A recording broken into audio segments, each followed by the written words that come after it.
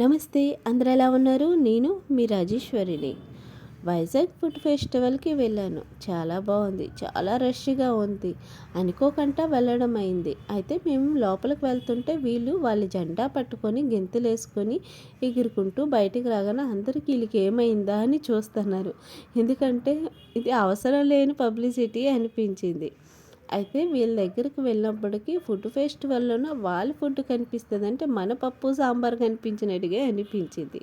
ఏంటి గొప్ప ఉందా అని కాసేపు చూసినప్పటికి ఇక్కడ మాత్రం వీళ్ళు చూడడానికి చాలా జనాలు వచ్చున్నారు. ఇంత మనిషి జనాల్లోన వీళ్ళు ఫుడ్ అమ్ముతున్నారు. చూసి ఆశ్చర్యం అనిపించింది.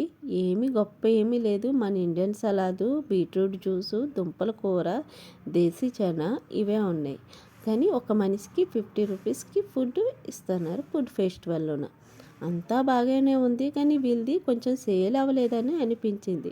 జనాలు చూడడము, వీళ్ళ డ్యాన్సులు ఇవి చూసి వెళ్ళిపోవడం. కానీ వీళ్ళ దేశం ఫుడ్ పెట్టుంటే ప్రతి ఒక్కరు ఇష్టంగానే తినుంటారు. ఎందుకంటే ఇక్కడ దొరుకుతున్నాయి కదా, ఇప్పుడు మన దేశీ చనా ఇవి తినినవే కదా, వాళ్ళవేంటి చూసుంటారు. వీళ్ళు ఇంట్రెస్ట్గా చూపించడం లేదు, పెట్టడం లేదని అనిపించింది. అయితే ఇక్కడ మన ఇండియన్ ఫుడ్ దగ్గరికి వచ్చినప్పటికీ మొత్తం కంప్లీట్ అయిపోతుంది. ఏమీ లేదంటే ఏమీ లేదు మ్యామ్, ఎప్పుడో అయిపోయేవి, మేము ఇవన్నీ ప్యాక్ చేసుకొని ఉంచేస్తున్నాము అనుకొని. ఇంత జనాలు చూస్తున్నారు కదా, అందరూ ఇండియన్సే. కానీ బయటవైనా మంచి ఫుడ్ ఉండడంతో వాళ్ళు కూడా సేల్ అయిపోయాను. ప్రతి ఒక్కరు కొరియా, చైనా అన్ని ఫుడ్లు ఇప్పుడు తినడం నేర్చున్నారు.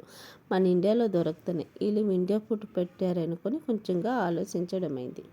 ఫుడ్ ఫెస్టివల్ బాగుంది. ఇంకొకసారి మాత్రము ఫుడ్ ఫెస్టివల్ అయితే మాత్రం వెళ్ళండి. మేము మిస్ అయిపోయాం, ఫుడ్ ఏం తినలేదు.